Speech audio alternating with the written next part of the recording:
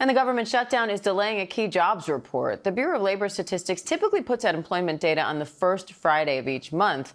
But now the Federal Reserve may have to determine changes in interest rates without those September numbers.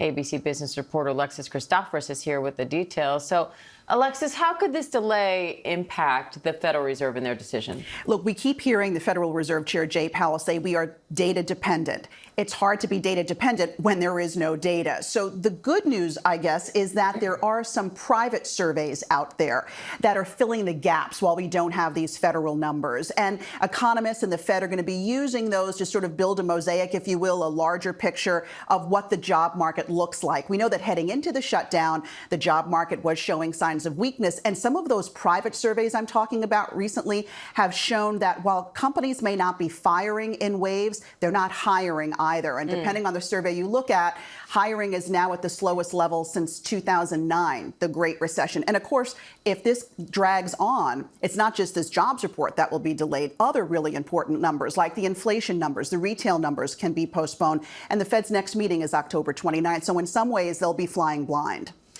What happens to the economy the longer this shutdown goes on?